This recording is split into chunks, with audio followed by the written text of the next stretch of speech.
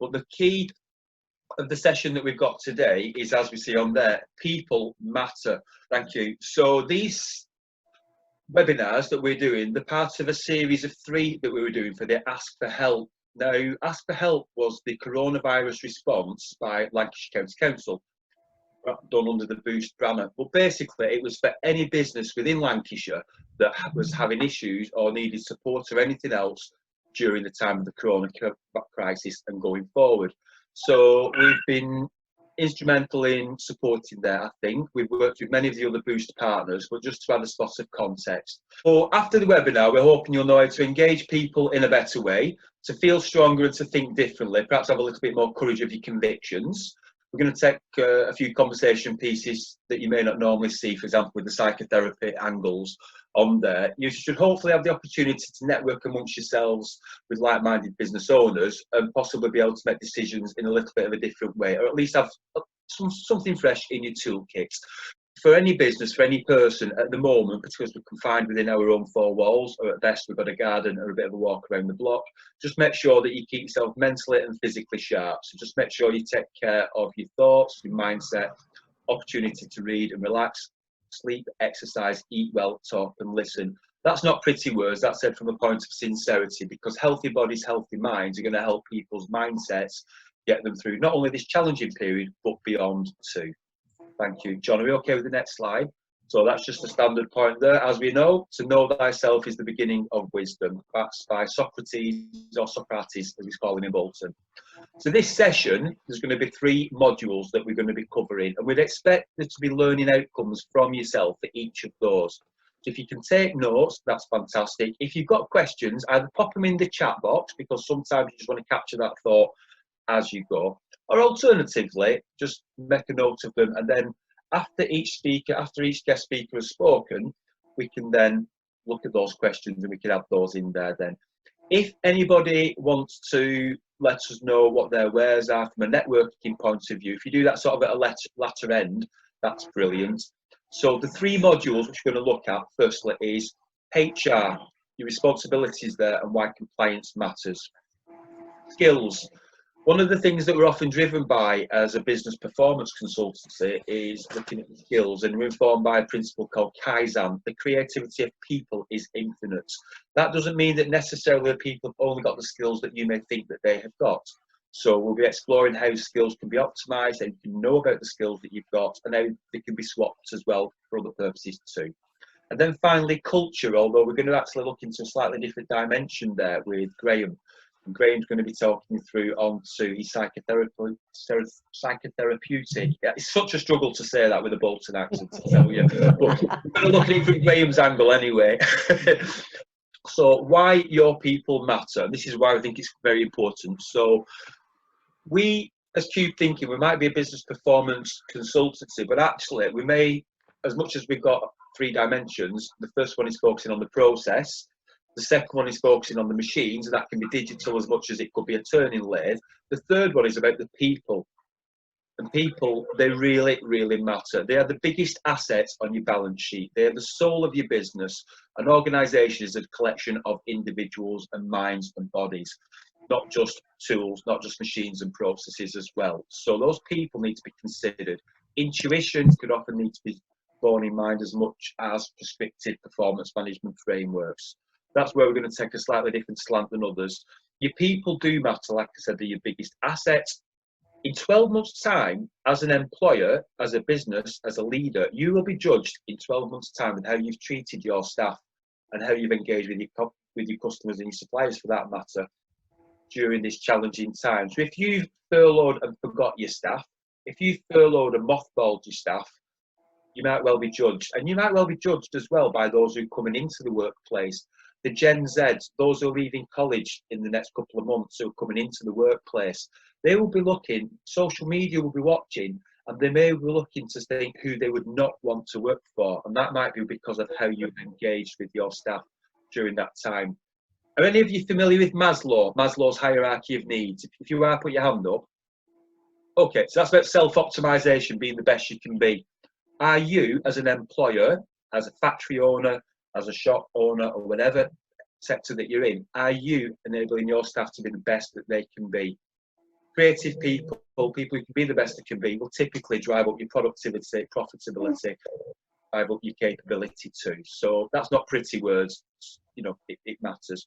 Furloughing is not mothballing. Employment law is for all. Culture, culture, culture. How you engage with your staff, how your staff are spoken to, your non-verbal communication, your verbal communication, your performance management frameworks, what happens with the nuanced elements, the culture of how we do stuff around here is crucial, is important. And if your culture's not right, or if it wasn't particularly good going into the crisis, it might well get magnified during, when colleagues are being left alone, working from home, and so on and so forth. So don't let your digital culture or your phygital culture at best be a poor representation of the best culture that you could have. And there's an opportunity here to press reset. So moving on to the first module, we've got our wonderful guest speaker, Kate Shawcross. Kate is an associate solicitor from Harrison Drury, who are one of the Boost & Co partners. Kate, I'll pass the floor over to you, and I'm going to have a brew. Hey everybody. Yeah, as Jason said, I'm a solicitor at Harrison Drury, and I specialise in employment and HR law. So I am going to be looking at your responsibilities. I've got the boring job, I'm afraid, of telling you what you need to do. So I'm going to have a look at, obviously, there's a number of employment issues that have arisen out of this lockdown. At the moment, the key ones, furlough, that's still obviously very present. Return to the workplace, how we go about that and what our obligations are, and then planning for the future and how that's going to look.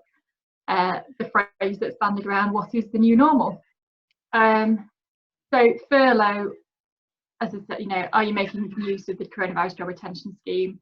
As we've said before, you know, there's 70% of businesses using it. We know there's approximately 1 million businesses, I think, that are making use of the scheme, and some 7.5 million employees who are furloughed under the scheme at the moment.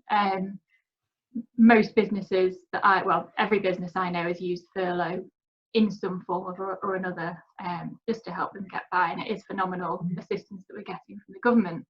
Obviously, the recent announcement this week that it's now going to be extended until October, which obviously a welcome news, because until Tuesday, I think it was the announcement, people were starting to panic with regards to what they were going to do, how they were going to start bringing people back, and how they were going to afford to pay them. So we know for definite that we've got until the end of July with the scheme in its current guise, with them still being able to recover 80%. From the end of July, we're waiting for further detail from the government. We're expecting an announcement at the end of the month. But they have made it clear that there's going to be some form of potential part-time working and more of an expectation of contribution from the employer. So I very much suspect it will be a case of being able to part work, part furlough your staff, so bring them back on part-time hours. I don't know whether there'll be a minimum number of hours that they'll have to work or not, and then perhaps being able to top up to that 80% through the furlough scheme as well. And so we've obviously now been granted this extra bit of time to help us plan how businesses, how we can deal with that, and that's now the time to start really thinking about how we can how the business will look, how we're going to shape it, and how what obligations we need to meet from an employment law perspective. I've said in my third slide that we keep employees updated and informed of what's going on. I mean, collaboration and communication is key, and it's a general theme that will run through my topics. But if you're keeping all your employees updated and informed, they are more likely to accept changes. So agreement to reduced hours, for example, things like that. Keeping people keep communicating with them, make them feel part of the business. The same applies, as I've said, for both those furloughed who are obviously perhaps feeling, you know, using the word Jason used before, mothballed. Even if that's not the case, they are out of the business and don't know what's going on. So keeping them updated as to what is happening. Those working as well, because there might be a bit of bad blood. You know, they're being asked to work while half the staff are perhaps sitting at home, having a jolly old time in the garden in the lovely sunshine. So keeping everybody up to date and up to speed is key. And as I said, consider how the amended scheme might work for you. You know, will you continue to use it? Will you use it as an opportunity to start slowly bringing people back?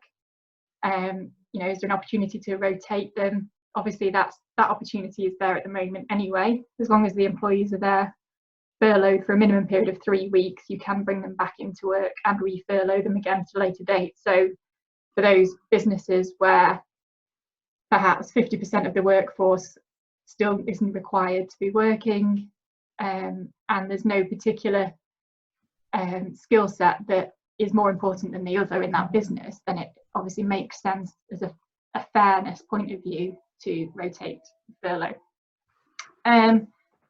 Finally, my final point from a legal perspective is, as and when that new scheme, or the scheme in its new guise, comes into force from August, the chances are that you will need to seek further agreement. As you've sought agreement from them to reduce their pay to 80%, depending on how the scheme will work, you might well then need further agreement, because you will be varying their terms of contract again. So you might need further agreement depending on what that scheme will look like in the future. So be aware of that. There'll be more letters that need to go out.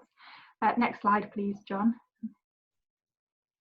So the next point is the return to the workplace. Obviously, Boris's announcement on Sunday means that we are starting to look at how people are going to be able to return to the workplace. The key message is work from home if you can, and continue to do so, but there are industries that will need employees to work in the workplace, and obviously the government is keen for that to start happening. There's a number of guides that have been set up by the government, industry specific. There's 8 different industries that are listed there, but the overarching theme on that is to make sure, as they like to call it, COVID-19 secure. Make sure your workplace is COVID-19 secure. Carry out risk assessments. Consider the harm that might occur to your employees as a result of coronavirus, and follow a risk assessment. Key with that is, don't just do it cursory to tick a box. Make sure that you are properly considering it and documenting your the assessment. I think it's over 50 employees are expected to have that published anyway, or at least a written record of it. And the government has actually said in the documents that they would anticipate that most employees would publish it on their website as well. So do give it more than a cursory attention and make sure that's dealt with properly.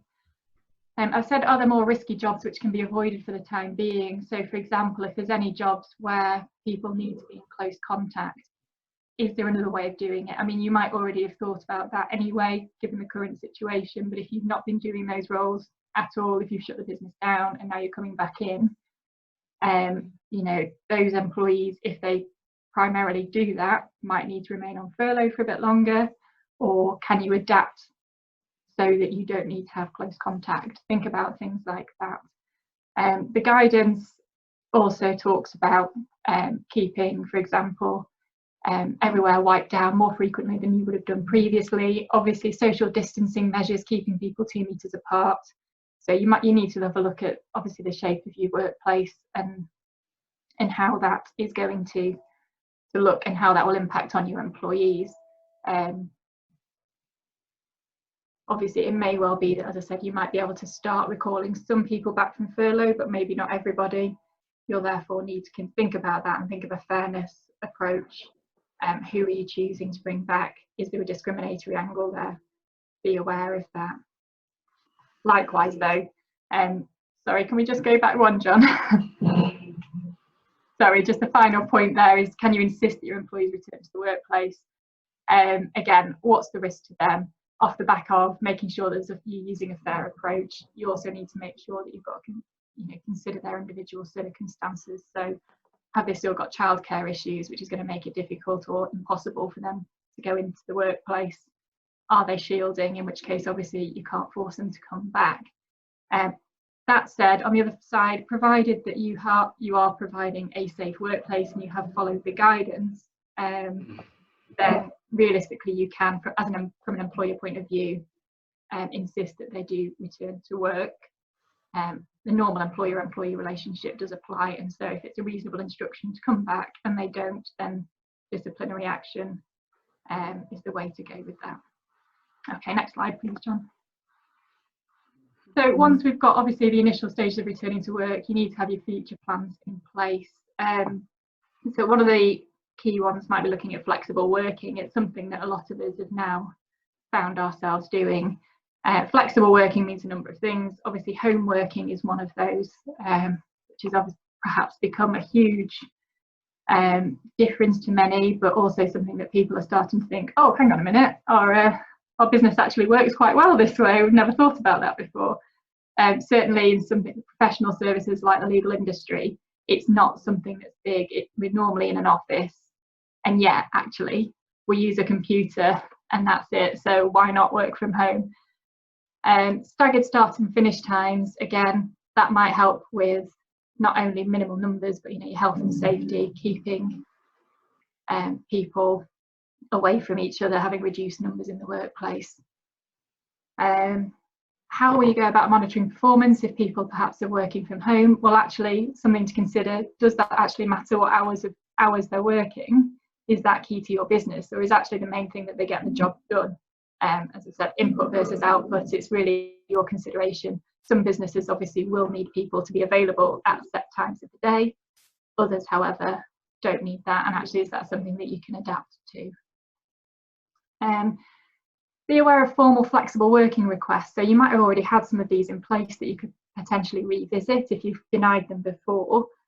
And likewise, as much as you might want people to work flexibly or whatever, employees themselves might have actually found that this works really well and put in formal flexible working requests. So there's always, you can have informal discussions with staff as well, but there is a statutory entitlement for employees to make a formal request, provided they meet certain eligibility criteria such as length of service and so on. And they can make one formal flexible working request a year.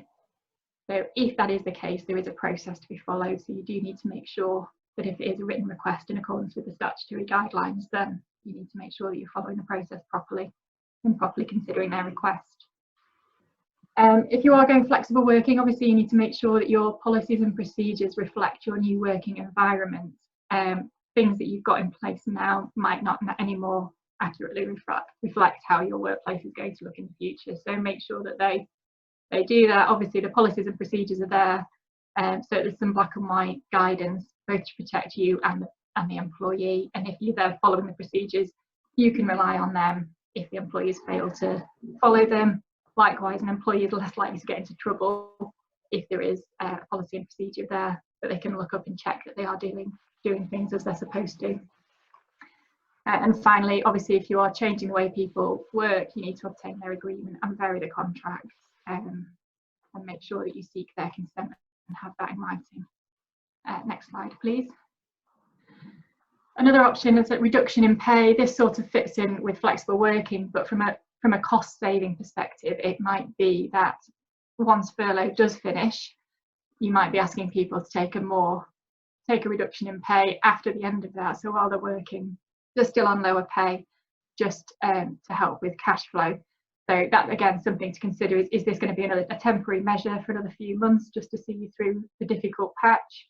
Or actually is it going to be a more permanent arrangement and you can see that everyone needs to take a pay cut?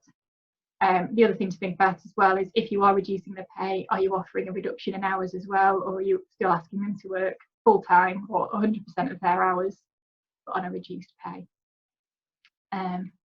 Again, in that scenario, you'll still need to vary contracts. You'll need to agree that with them and consult with all the employees that are affected accordingly.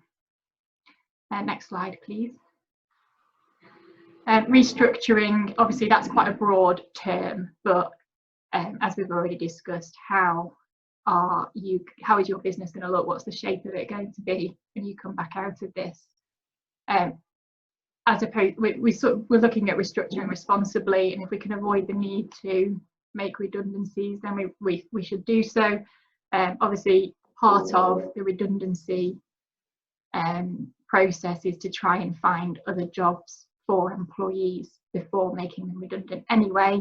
And obviously, in most cases, businesses are going to try and avoid, they've got good relations with their employees and they will want to try and avoid job losses if they can. So have a look, think about their skill set. Is there anything else that you can use them for? Have you changed the way that your business operates? And can those employees that are no longer relevant able to pick up new work perhaps that you've brought in? So think about things like that. As I said before, again, collaborate with your staff, involve them in discussions. They may well come up with ideas that you hadn't even thought of. Think of alternatives. Some might come to you and say, actually, you know what, I'd like to be made redundant. Some might say, offer to work part-time, job share with people. You know, some might come up with some really innovative ways of working that you hadn't really considered, as I said. And it's, you know, from that angle alone, it's worth discussing with your employees. But more than that, it builds the relationship and will more than likely give you the support of the employees to make the changes and make those difficult conversations a lot easier should it have to happen.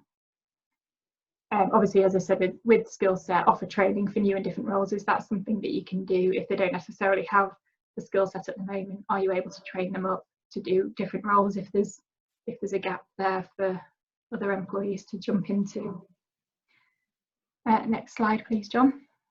So obviously, final resort really, but redundancies, I think, will be inevitable to some extent. Hopefully, from a lesser extent now that the job retention scheme has been extended, but in certain cases, as I said, it's going to be a necessary evil. On that basis, think about your timings and how many employees are at risk. You do have minimum consultation periods. As I said there, if there's 100 plus employees at risk, you'll need 45 days consultation period as a minimum, and between 20 and 99 employees is 30 days. Less than that, there isn't a specific time scale, but you still need to be reasonable.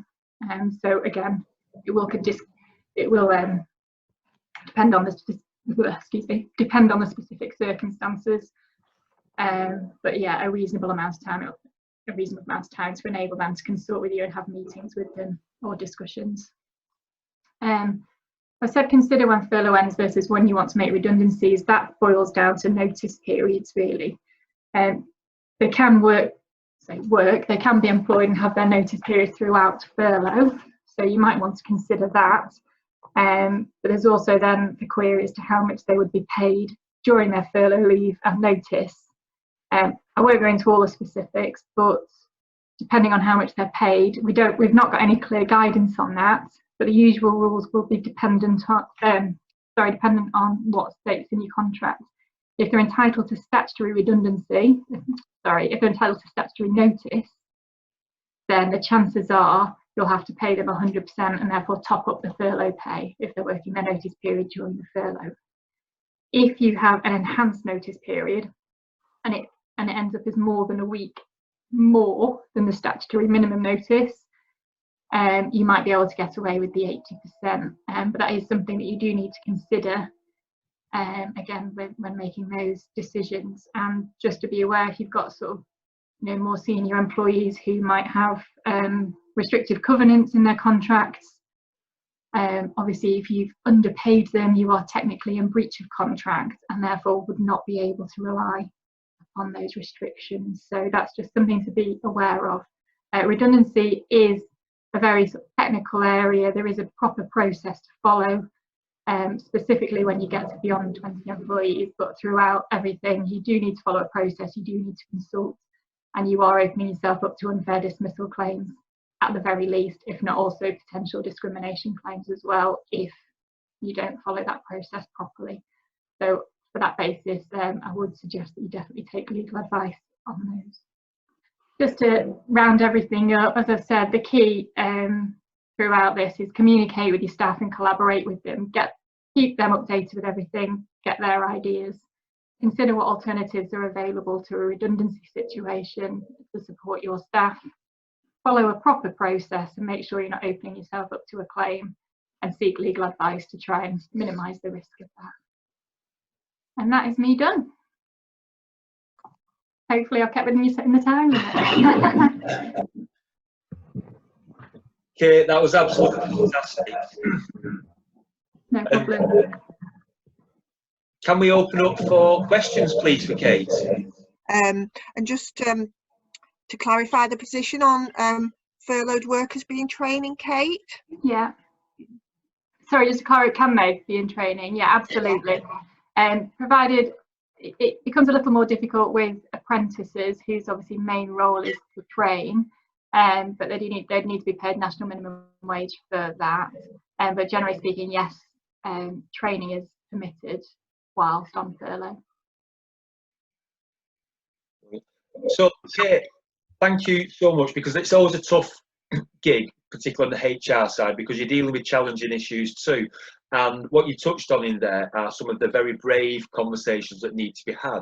And actually, those conversations do need to be had, because if we are operating as business owners, leaders in a cowardly way, actually, we are being a lot more unfair to colleagues than if we face into it now and we do stuff the right way. And if we have to make tough decisions, the greater good of keeping the business going, and we do need to look at redundancies, then there's a kind way, there's a correct way to do that. And I think the braver is to look at that. And I think there's probably quite a few things for folks to digest in there, that as businesses become reshaped during this, as some leaders have been working on the business rather than in the business, the consequences of that may mean different operating models, or a target operating model that's different than the world that was.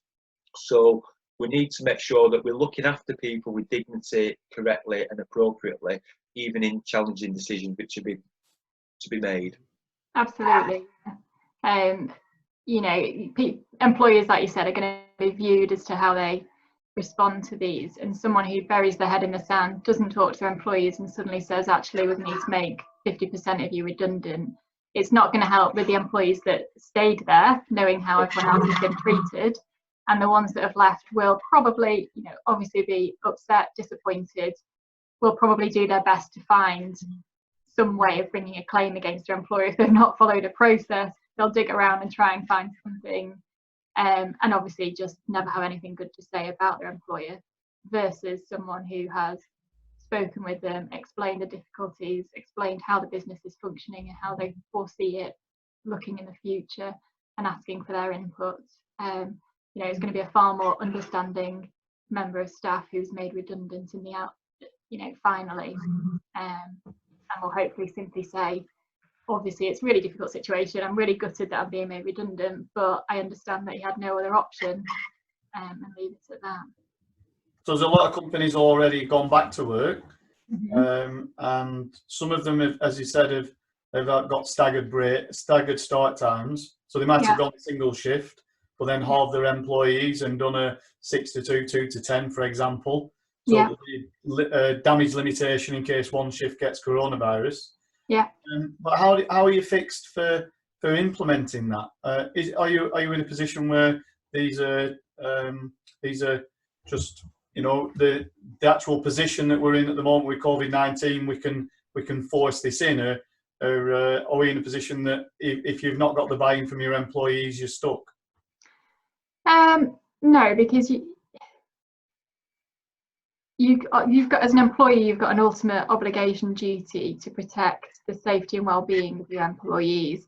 And so, provided that you're following a risk assessment, you know, need to be get a health and safety advisor in there to cover your back if they're telling you you should do X, Y, and Z, then implement them. Like, you know, if your employees have got concerns about certain measures, speak to them, find out. You don't necessarily have to take that on board, but if you discuss it with them, again, the chances are that either they'll accept it, or they'll come up with a different solution which perhaps works better, or they generally just don't want to come into work and they're just trying to find an excuse, to be honest. It's not, obviously it depends on the changes that are being made, and also, you know, if they're a union backed company, then you'll need to consult with them if there's going to be, you know, proper contractual changes. Certain things like keeping 2-meter distance, you know, opening different exits and entrances if there's more than one.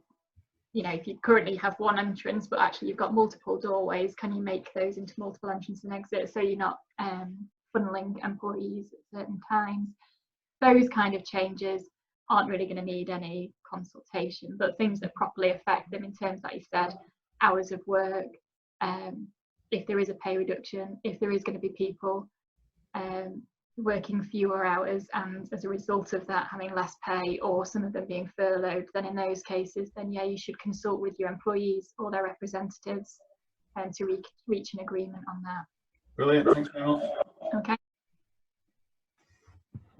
It's time for our Tracy. Right. Thank you, Jason, and thank you, Kate. Sorry for asking a difficult question, but I wanted to link your presentation to mine because I think skills and training is really important, and I'm so glad you mentioned it in your presentation because it links so nicely in, because skills and training is really important to us at the Lancashire Skills Hub. So this is what I'm going to talk about, just to introduce who we are, say a little bit about why train now, talk a little bit about some of the funded training that's around, tell you about our skills swap initiative, and then I've got a couple of questions which I hope will stimulate a little bit of discussion about looking forward in terms of skills and training. So next slide. So the Skills and Employment Hub, who are we? We're a strategic unit, part of the Lancashire Enterprise Partnership. I don't know if people have heard of the Lancashire Enterprise Partnership, but basically it's the public-private sector body within Lancashire that drives economic growth.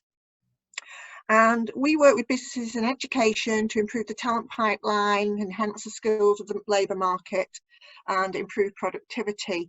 And we work around 4 key themes, looking at our future workforce, so working with schools, colleges, looking at the inclusive workforce, so looking at people who are unemployed, perhaps far away from the job market, looking at our informed approach, which is looking at our evidence base, but what's particularly relevant today is looking at our skilled and productive workforce and what we can do in that area.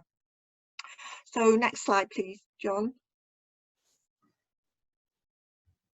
So we're really passionate about skills and training. It's what we're all about. It's you know, making sure that our people have the right skills to fill the jobs that are out there, and to make sure that businesses can thrive with a skilled workforce. We've already touched on furloughed staff, and I've just provided the link in there because obviously you know, it's a great opportunity. There's lots of training out there at the moment that can be delivered remotely, particularly around digital training. So, you know, kind of think why not train at the moment, but obviously there's specific guidance and specific conditions within the government guidance. Digital skills, as I said, you'll have staff working from home, working in different ways they've never worked before. I'm amazed myself how much my digital skills have improved during this time, how I've got used to platforms like Zoom and, you know, Teams and Skype, which I was a bit reticent about before. As I said, there's loads of opportunities to train your staff in these areas. There's lots of free and funded training. Think about how your business is now working in a completely different way, how you move towards the new norm, the skills that your staff need. If they're furloughed, think about the skills they'll need coming back into the workplace. And in terms of why train now, motivation.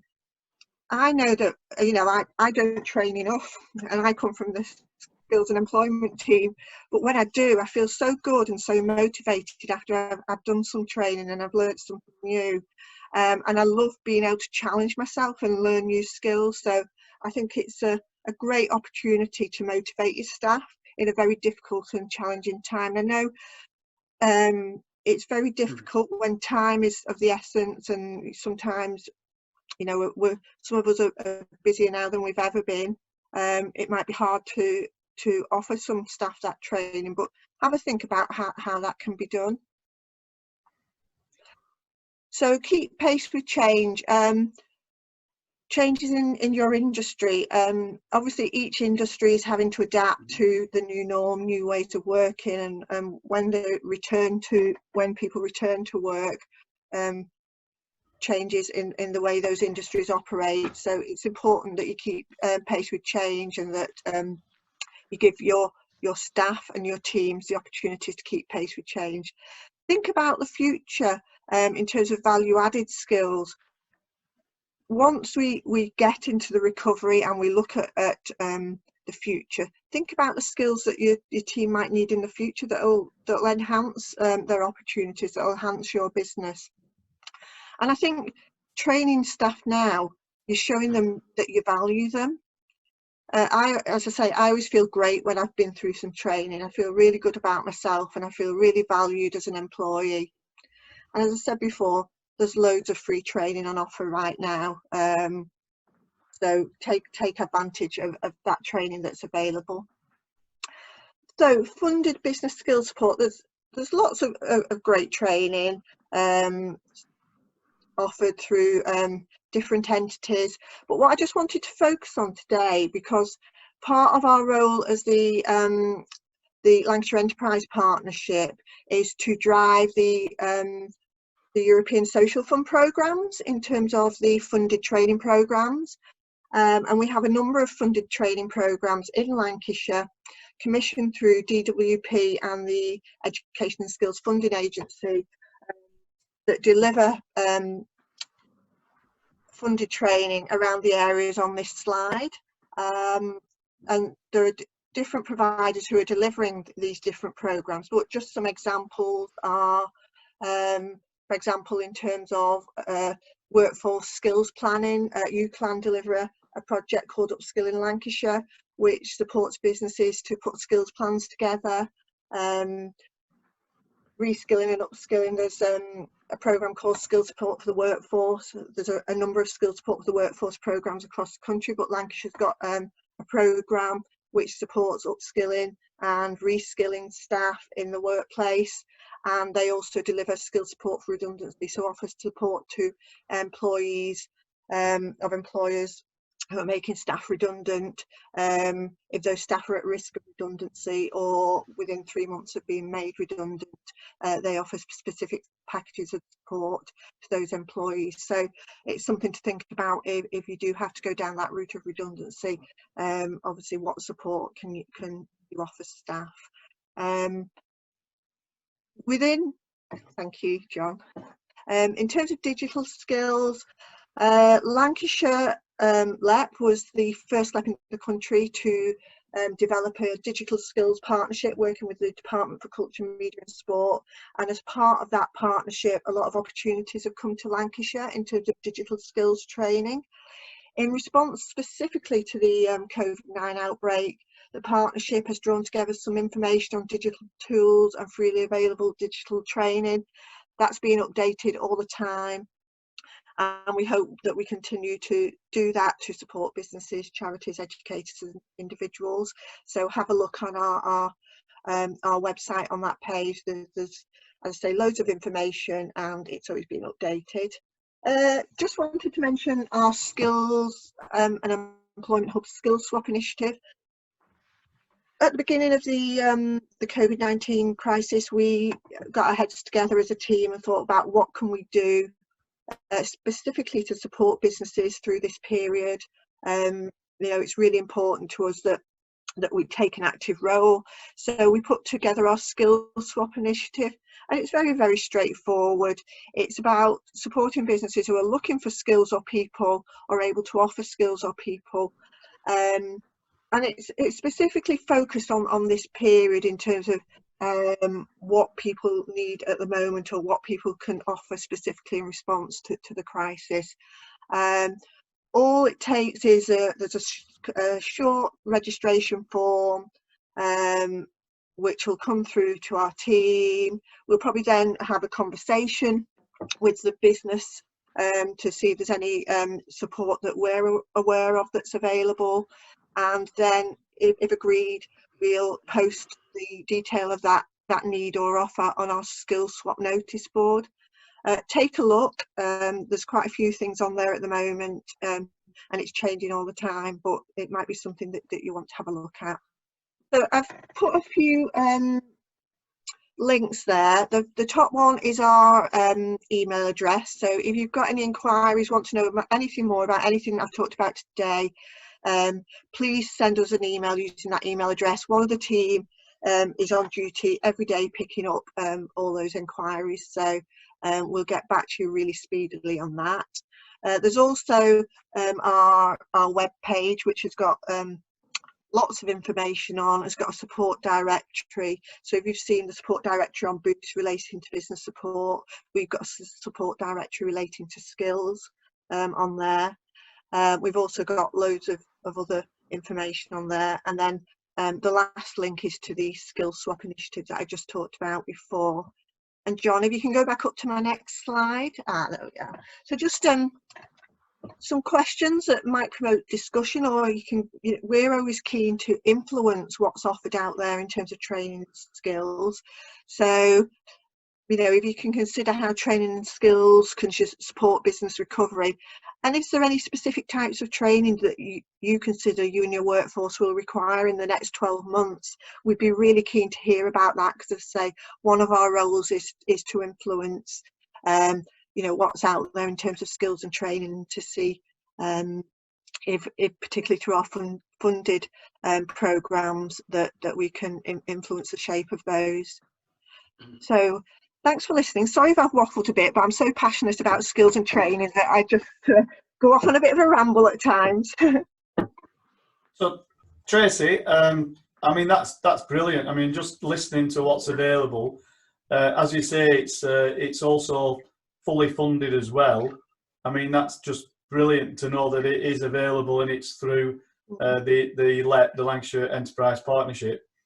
One of the things that I was thinking about was, there's probably a lot of people in the group now, or even people who are going to look at this online in the future, thinking, well, I do know I need training, but what training do I need? So there's like a training needs analysis, isn't there? So is that something that you can talk to the companies about and then help them to understand what training they do need? Not particularly what we do as a strategic team, but the providers who deliver some of these programs, the ones who've been commissioned by DWP and the SFA to deliver these programs, do some work on training needs analysis and skills planning. So particularly the projects I talked about, Upskill in Lancashire, delivered by UCLAN, and Skills Support for the Workforce, both of those have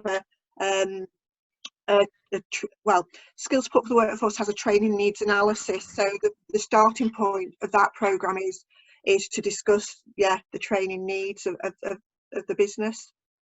Brilliant. So and then I think the other one is there's also a lot of companies who, I mean, we do commercial consultancy. We go into a lot of companies and find that probably one of the things that they do neglect is the training of their employees, and there's probably employees there that have been working there for 10-15 years maybe, and never even been on a training course. So that's like a bit of a touchy subject sometimes, isn't it? Because they need a persuasive push sometimes just to start the process running. But how do you cope with that? Yeah, I think it's small steps, isn't it? So it might be starting off doing kind of some small amounts of training. I mean, often I think we have a lot of discussions with businesses, and when we talk about what's available and the different ways in which training can be delivered and how it can be bespoke to the business and the employee, then obviously that there's lots of opportunities there. And as I say, a lot of the training can be bespoke to the requirements of the employee and the employer and the employee.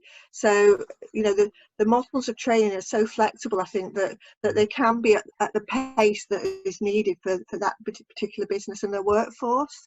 So it's trying to get something that's bespoke to like individuals, and maybe an online half-an-hour training program first to get them into the slot, as opposed to trying to jump them in to do a master's degree.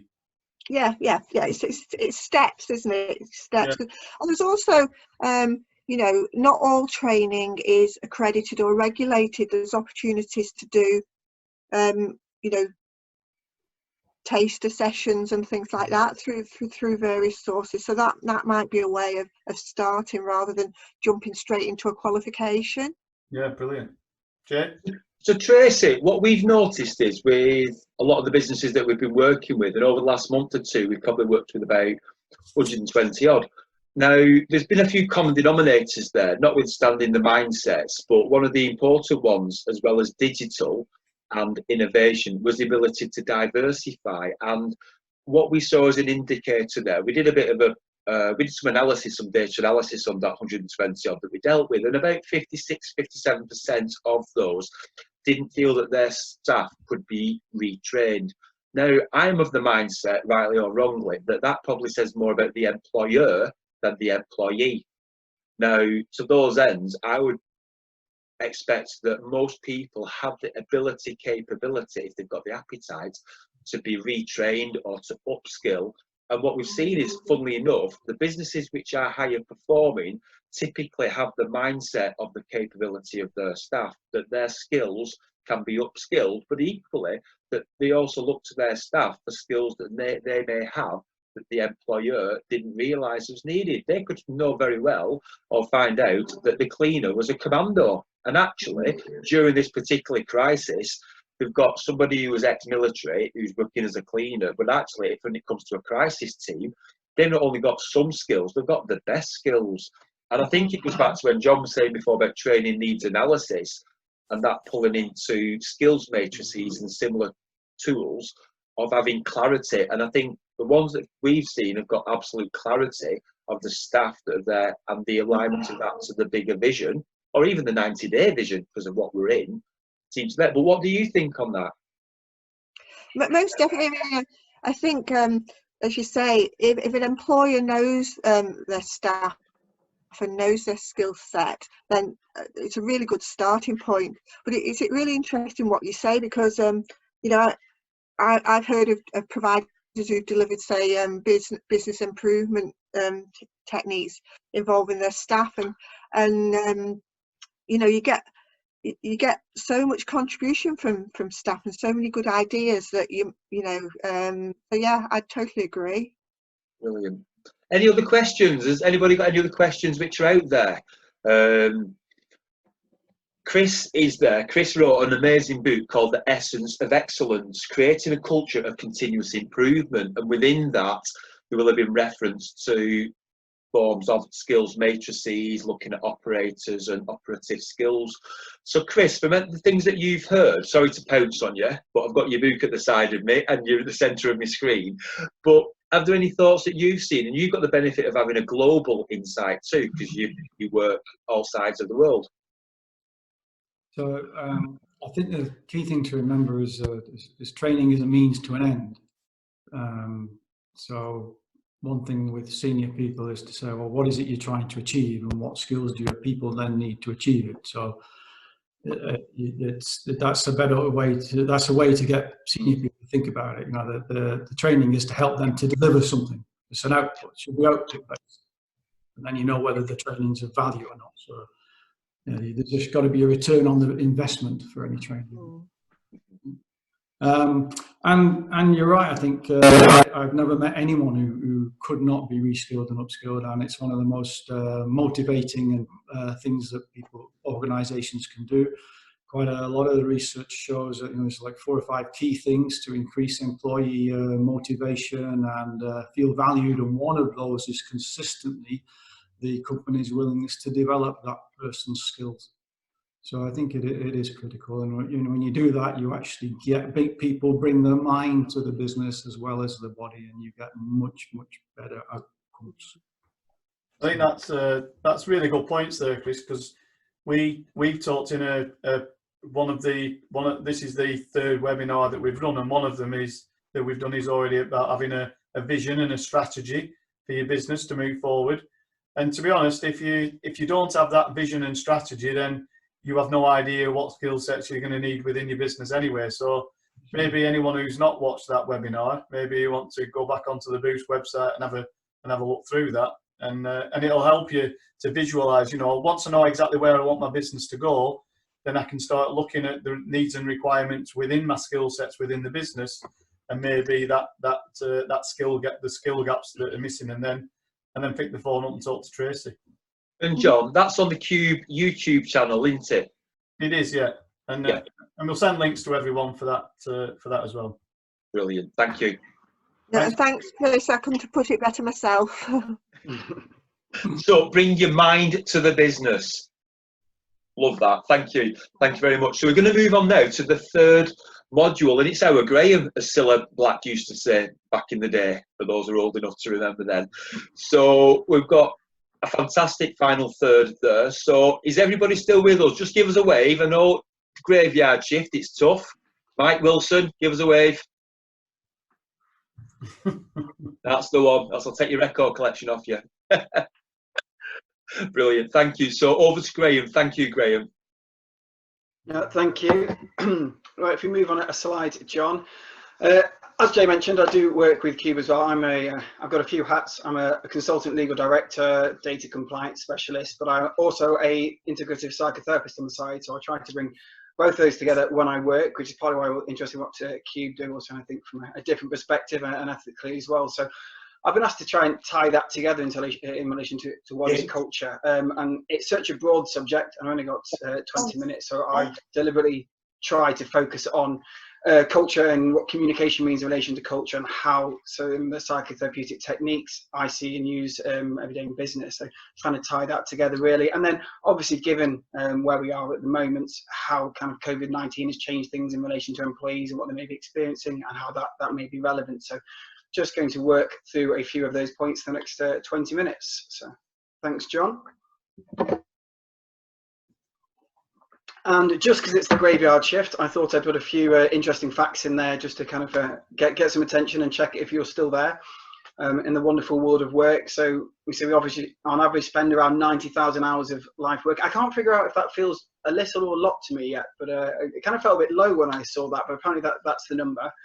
I like the next ones are the 2-day weekend, and may have been invented to accommodate a hangover, because there was a 1-day weekend and everyone was turning up drunk on a Monday. So the industry gave people Saturday afternoon off. We were working in the mills, and apparently it went from there. This was on it was in the Times, so I'll take it from them. I think the next one's particularly kind of relevant. Most workers would choose job security over flexible hours. There's all this buzz at the moment around flexible and working flexibly and giving people opportunity, and I think that's great, but people also want to feel secure in the way they work, and also want to have relationships around that, and to be too remote can have an impact on that as well. So that was a study in the last few months, which actually probably surprised me. I like the next one as well, selling time as once a job. There was a man who, I think John Belling was going around in London, taking the time from Greenwich and selling that to all the workhouses and all the people, so they know when they could clock on and clock off accurately. And that was going on up until 1940. Oh, did I lose you there for a second? No. Good, that's good. Everything went black this end, and I was like, oh no, have I run out of power? So, and then I think obviously we can look at the work in North Korea, and then multitasking at work. Actually, the fact that we often try to take on a lot of things at once can affect our IQ by up to 10 points, which is essentially apparently worse than turning up to work stoned. So I suppose I put that there not just to get your attention, but also to, I suppose, highlight the fact that work is such a dominant force in our lives, but also that we have needs that need to be met and accommodate through that. And we are also innovative in how we solve those, but also kind of sensitive to our environment and how we work as well. And also that we're probably lucky to not live in North Korea. So, John, if we could move on to the next slide. So what does that mean for culture? I think this is kind of a classic definition we see a lot of the time. Culture can be defined as an evolving set of collective beliefs, values and attitudes.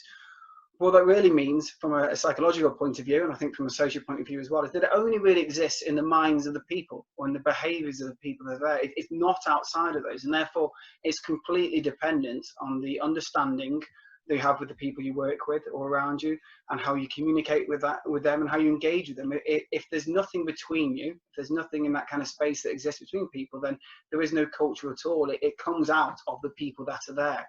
And so that's where I really think it ties into how the mind works and into our behaviours. So with that in mind, John, listening, I think this always talk about the starting point in therapy. What is real listening? I'm really trying to engage with the people or the person that is in the room with me. And I think the brain filters 2 million pieces of data every second, but can actually only process 4,000. So before we've actually got anywhere, our brain has already taken out most of the data we're taking in. And we're doing that through filters that we've already learned. And we also do that by not really listening. So we decided beforehand what we're going to listen. And I think part of the skill is taking that away and trying to really listen to what the person is saying in front of us, even if it's not what we expect or want to hear. We try to meet people with the core conditions. This is very kind of Rogerian, person-centered therapy, but essentially it means it has 3 core tenets. The first being empathy, trying to step into the shoes of the person we're with. Congruence, almost another word for transparency, that the way we behave on the outside is the same as what we're thinking and feeling on the inside, so that they meet, and therefore we have a kind of transparent connection, an open connection with people. And UPR stands for unconditional positive regard, perhaps sometimes the trickiest, but to meet whatever someone says with non-judgment, with an openness, with a kindness, with the fact that even if we don't agree with what they're saying, we hold them as a person with value, that they have worth in themselves, and therefore that we always have regard for them, even if not what they're saying. I think the next one, relational change, is recognizing the power of relationships, that actually as we've shown, that the space between 2 people and the interactions we have, that in itself is something that is unique and has the power to change people's behaviors and help us feel better and help us feel more valuable, and help reduce anxiety and depression. So a relationship is something in itself. It's not just 2 people, it exists in between, and it's particularly relevant I think for workplace, because so many relationships we have exist or start from there. Ironically, also coincidentally, we're looking at Maslow as well, but Jay's already done an excellent summary. But from my perspective, essentially going up the pyramid, if you're at the top and you're optimizing, you're doing really well. But at the bottom, we're looking at basic needs of kind of physiological, of food, of health, of safety, and then moving up to perhaps having aspirations and working towards those, and psychological needs. But really, the further we are down the bottom, closer to the bottom, the more likely we should be experiencing anxiety and depression, because we're feeling less secure. And obviously security ties very much into how we may feel at work, particularly in the current climate. And I think, again, this was touched upon in the last talk with Chris and Tracy, that purpose and meaning in what we do day in, day out, and feeling that we are improving and training going forward is very relevant. And Viktor Frankl was a Jewish philosopher who survived the concentration camps, and really did an interesting book, some of it written at the time, on his head at the time, the ideas about, as long as we've got purpose and meaning, we're able to survive really terrible things, and are actually able to cope with a lot more than you're able to cope in different times. And it's really a positive story in the end, and actually what we can achieve if we actually have something to believe in and something to strive for that we care about. And work is something that is very tied into our purpose, and also how we feel about ourselves, and what our sense of self-worth. And that is self-worth is probably one of the things that most people bring into the room with me in counselling, and things I've thought about myself as well, and how it's not always easy to manage your sense of self-esteem. We can appear that we're okay, but actually underneath there's often a lot of doubts, and there's a lot of struggles, and that is something which work can actually really help us improve and build, but also it's important to be aware of as well. And all of those things kind of come together to try and create what we call the therapeutic relationship, which is essentially to build trust. If we have trust and we have a relationship, then we have a starting point. We can do work. If we don't have trust, then it's not going anywhere. You may as well call off the sessions there and then, or more often than not, they don't come back. And I've done it myself. If there's been a connection which hasn't worked, or we've missed somebody, or we've not heard or heard them or interpreted it wrong, they haven't come back. And so if that trust is gone, then it's impossible to have a relationship. And I would say it's the same about work as well. So what does this mean for running a business? I think I've already touched upon it in the last slide, but I think there's a lot of relevant skills there for management and business ownership, and actually just working on a peer-to-peer relationship. But employing those skills are key to building trust and engagement with employees. And sometimes the trickiest one is listening, asking the feedback, but actually being willing to hear the answers, and perhaps making change and changing on top of those. So actually it's not just a blank question. We're not just doing it because people expect us to ask our employees. We're actually doing it because we really want to know the answers, and we're willing to make changes because of that. And that ties into having kind of unconditional positive regard. So no matter what the employee tells us or what their ideas are, that we hear them and we accept them and we move on, and then it doesn't change our judgment of them, because they are a real asset. They know more often about the business than the person who's perhaps just come in to run it, and therefore having them involved in that process of any kind of change and development or consultation, as Kate was saying, in relation at the moment there's difficult strategic decisions to be made. If they're involved in that, you're going to get the best insights, but also give them a sense of self-worth and buy-in that really helps them feel part of the business. And so for those, you're going to generate a sense of engagement. And we can perhaps measure those engagements. I know Jay loves data, but it's engagement audits are really a mean to listen again, but also then to act on the data. They're so data rich and valuable, and we often have them and do them and put them to one side and never. The last place I worked, before the last job, I should say, before getting trouble, they did that, but never actually really acted on it at all. It was always a good idea, but it wasn't actually changed into actions, and therefore they're missing out on an opportunity, because it's been shown that highly engaged organisations are more likely to measure engagement. So perhaps slightly circular, but if we are engaging people and we are measuring engagement regularly, it's going to show that we're engaged and people become more engaged, and you create a cycle of energy that goes forward. And so there's a real genuine value in taking this seriously and listening to people seriously and being willing to hear the answers, because it can all hopefully snowball in a positive direction.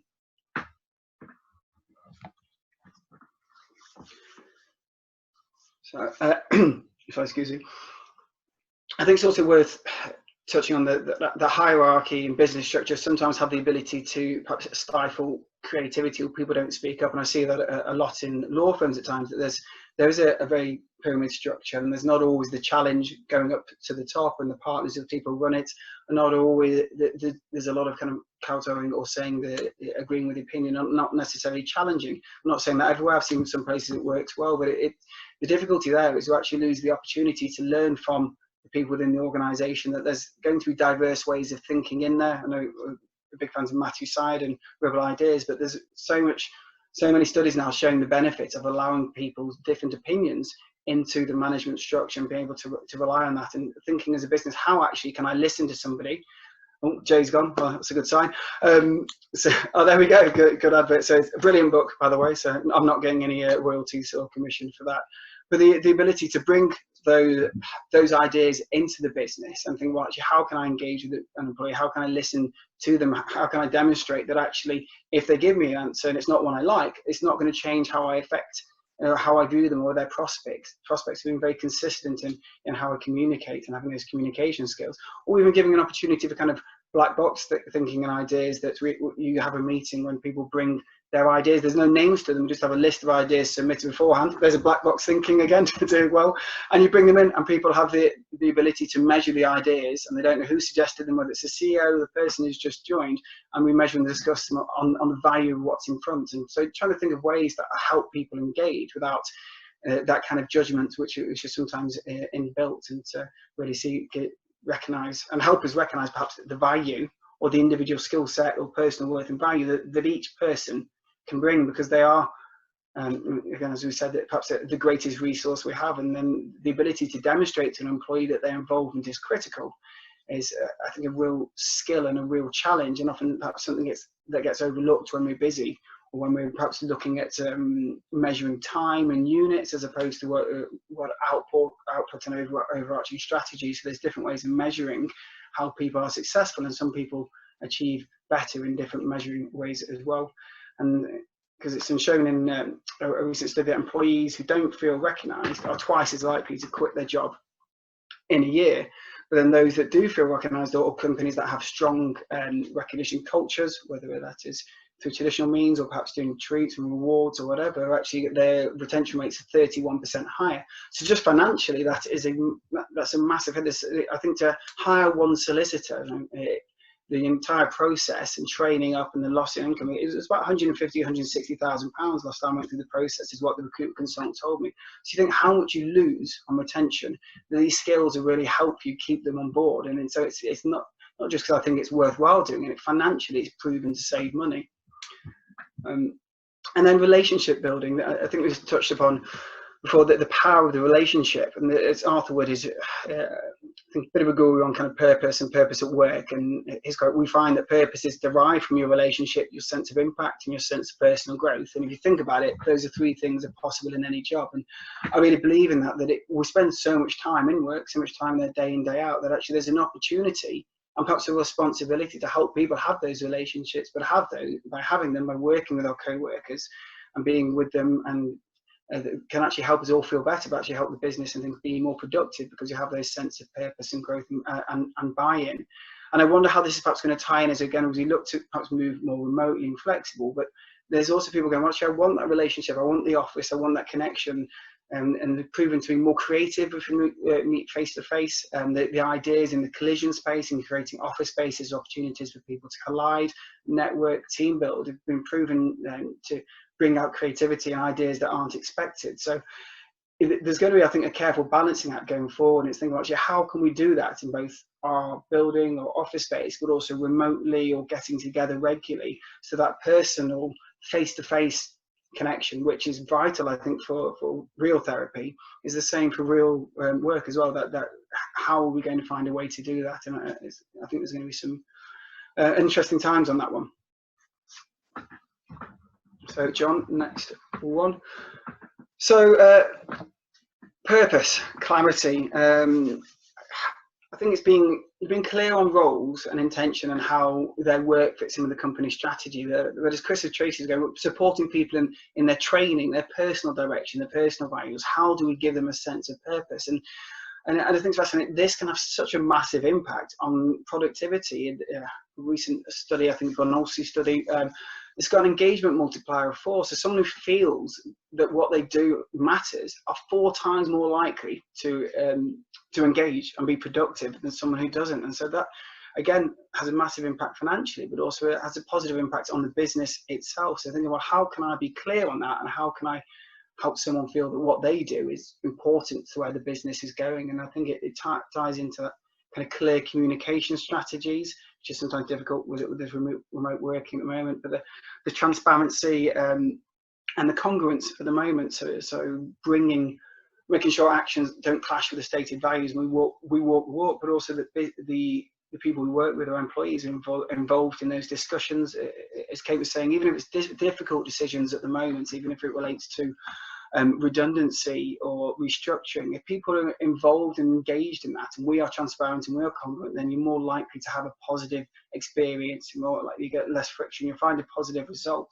And hopefully going forward, you find that you have highly engaged employees, and they found that if someone's transparent, it's 2.5 times more likely, you're 2.5 more times more likely to be engaged as an employee than if you work for a transparent organisation. So again, it has a real benefit that if people feel that they can trust you and they feel that what you're saying is genuine, then actually they're more likely to be engaged and buy in, and it ties into all the productivity and retention points from before. And I think, so from a slightly more personal perspective, the boundaries that we have and self-care, they're important for us as well as for employees or people we manage, that being able to say no, or being able to say that this is where my work is, or this is, I'm doing something else, or I can't have this meeting now, actually the workload has reached here. It empowers people to have a work-life balance. It's been shown to be more productive, and it allows for self-care. And if people aren't caring for themselves, they can't care for others, and they certainly can't care for work. And then the same for us, or business owners and managers. If we're not caring for ourselves, then it's going to be hard to care for a business and run for it. So we have to have boundaries that allow us to look after ourselves as well and feel psychologically resilient. Okay, so next one, please, John.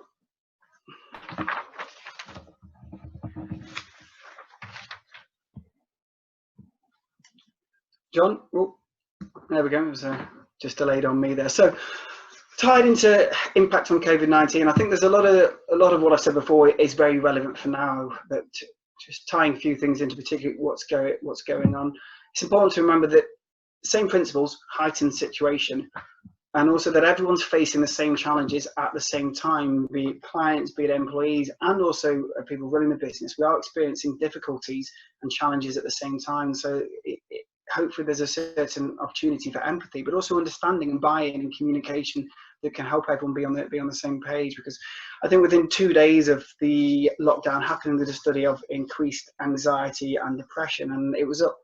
I think anxiety was at 38% of the population, and depression was at 36% of the population, using the standardised study that the NHS has, and that's I think around a 20% leap in both areas. So it's had a massive impact on the way we feel. And when you combine that with actually the biggest thing we're doing day in day out of work is the fact that tying those together, that there's a real opportunity, but also a real risk of how we manage employees at the moment.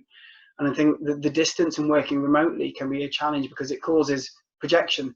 We get emails, I know that I've done, I get emails, I get a message, and I read things into words which perhaps aren't there, or I read something into a text or WhatsApp that you're not going to get face to face, or even through a video call at times. And so it's important to try and be as transparent and congruent as possible to avoid people misinterpreting, and then rumours start, or issues, or if things start, kind of private conversations start happening, it starts getting away for undermining the main direction and messages of the business. And it's easy for boundaries to become blurred. I'm essentially always available, and everyone knows we're always at home, we're always at the end of a phone, we're always on the laptop. And actually, whereas sometimes you're going in and out of the office or in and out of the factory, there's almost a clearer line. And so people sometimes find it harder to say no, or have that boundary, or think that it's okay to turn things off and not answer the phone. And I know I struggle with that personally. But actually, it's important to avoid burnout, and important to allow employees to feel that that's okay, and have clear communication about that, but also allow us to do the same. Because the family home is no longer perhaps as separate as it was, and therefore the family pressures and stresses aren't as separate as it was. It comes with real great benefits and joys, with real difficulties as well to manage that. And these stress bridges that we have between us, that exist in every relationship, that we can take a certain amount of stress, become under increased strain when we're having to combine everything together, put work on top, anxiety, existential anxiety about COVID and health, and how we're going to survive that, and how business is going to survive, and financially where we're going, and having responsibility for family. All these things start piling up, and I think it's important to allow ourselves time to get away and have space, but also that the people that work with us understand that it's clear and okay for them to have their space and time as well. And then because of that, hopefully they'll feel more engaged and more productive and have more buy-in when they actually are working, and you'll end up finding more time and productivity as well. Excuse me. So next slide, please. So last slide, I think I'm just about on time, hopefully. So kind of key takeaways. Culture is people, and people have needs. It doesn't exist outside people, and we all have our needs, we all have wants, and we're allowed to have them. And actually, if we learn how to compromise and allow people to have some needs met, then they're more likely to meet ours. If we allow people to feel okay and have buy-in at work, then they will also then feel more supportive and give more commitment to work environment. So by helping employees with their needs, and encourage and achieve and train and keep them involved in communications and consult with them, then you're more likely to have retention, productivity, engagement, and higher morale, which are all things which are trying to improve financial performance, but also just make the whole place a better thing for us, a better thing, I think, for the people that work there, and hopefully a better influence in the society and the business world. So there's real positives all round. But as with anything, it takes skills, it takes practice and commitment, it takes a willingness to actually listen and hear, and perhaps put our own thoughts to one side, and find the time, which I know I struggle with at times, to actually really give people the full attention. So, but we're all learning, we're all trying it. No one's perfect. It's not, you can suddenly roll out a perfect culture. It's a process. But I think as long as we're open to that learning process, and open to things that if we do get things wrong, it's a perfect opportunity to learn, black box thinking again, learn from the failures. Then there's an opportunity to really build a culture and get people to engage, and that's it, I should say. So I've reached the end of my talk. So if there are any questions, feel free, or if we're ready for cups of tea, I won't be offended.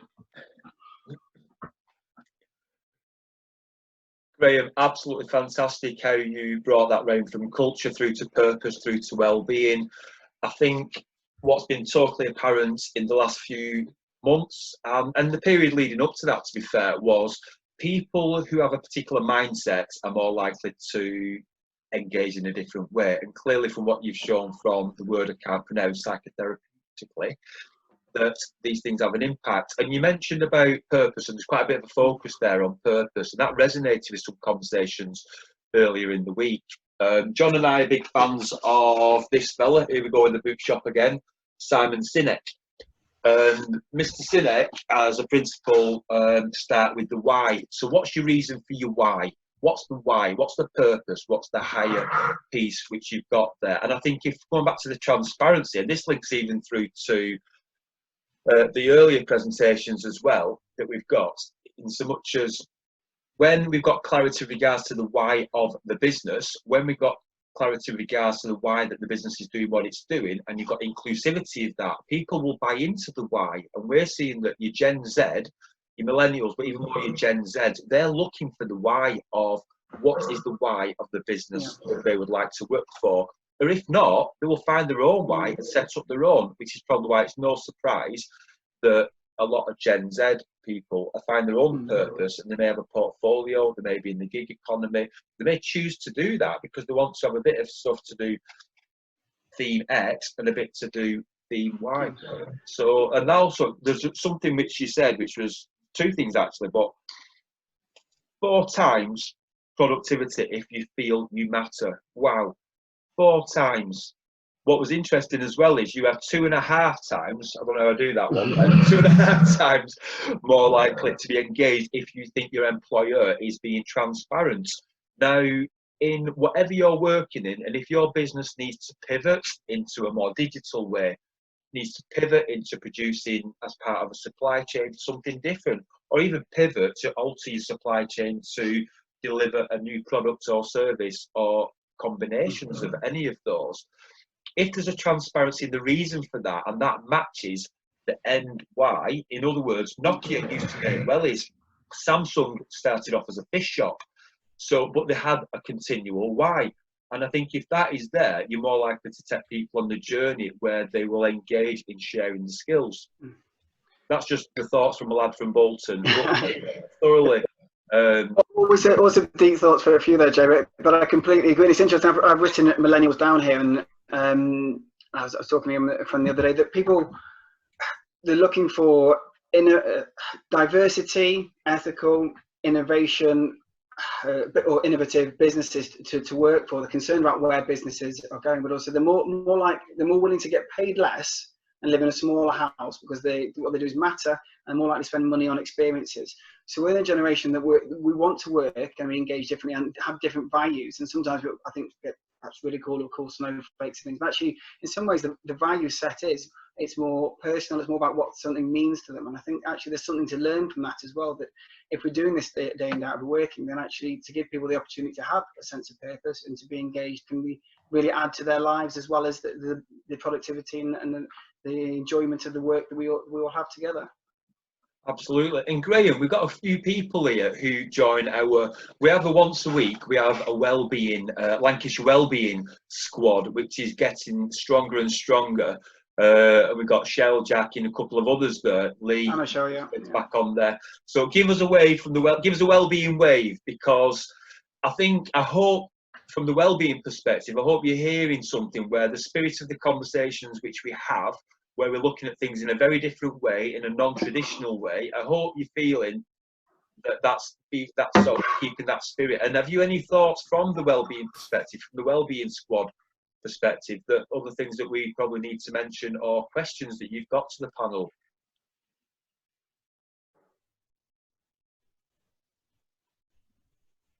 That's for Lee, Jackie, Cheryl, and Deborah Switch. Calling them out there. I thought you were asking Graham. I'm sorry. I was slightly confused, but I thought you. Hi, Jackie. Hi, Graham. Yeah, no, actually, I'm so excited by this, because obviously being in wellbeing, you hope that people are listening and changing, and by just these 3 modules, I just have such high expectations. I'm quite excited for the future, really, that people will take this on board, people will want to change. I think we all do, really. You know, people really are looking for a more purposeful life, aren't they? And I think with everything that's happened over COVID-19, that has just forced everything, fast forward, I should say, everything in my aspect anyway. So very excited for the future, really. I really am. Thank you for this. It's been absolutely brilliant. I think I think what's interesting for me is that over the years you can see culture is changing. So the management style of 20, 30 years ago of more dictatorships running factories and offices. The grey men. Is now more open and transparent. You know, we talked about having more of a listening culture, you know, and actually dealing with employees with empathy. Yeah. And you know, and even thinking about what is the best things that we can do for our employees, whether it's reskilling, whether it's training, you know, even giving people time off work, you know, when required, which wasn't even a consideration in the past. And you know, I'm going to mention it as well. Maslow's hierarchy of needs. Everyone else has mentioned it, so I thought I'm going to throw it in. So about the triangle. And the thing is, I love the thought of, you know, I can imagine going back 20, 30 years working, and you used to walk into an office or a factory, and the first thing the employee would do is take the top of the head off and take the brain out, open up the rib cage and take the heart out, and then they'd work for you for 8 hours. And I think what's changing massively is people are learning to keep the brains in and keep the hearts in, and they're actually giving a lot more to the businesses. And as Graham's pointed out, you know, they're delivering more, they're being involved more in thoughts and about what the strategy is going to be. You know, they're having more inputs on helping to change the culture. So for me, it's like I love all of this, and the more we can get this message out to other employees and make sure that we do take advantage of our brilliant employees, you know, the better that all industries are going to be. Absolutely. And a lot of what we do is driven by Kaizen, which some of you will be familiar with. It's the Japanese principle. The creativity of people is infinite. That's not the creativity of managers or even just leaders, people. So if we face into that, and if we look at the beautiful insights that so many people, colleagues, former colleagues have got that they can bring to the party, it could well be that a colleague has been the primary carer of their siblings because of a challenge in their family, which could have meant that they've got some of the most incredible budgeting skills or other skills that you could ever wish to come across because of the resilience that they can show and they can put in there. And from an each one teach one perspective, you know, 1 + 1 can equal 3 if the right skills are shared. But one of the key things which would be a crime is not to record that new skills are being generated and to record who has got those skills, because then using the back of a fag packet skills matrix, we tend to use the ones which are like pies, because I'm from Bolton, I like pies.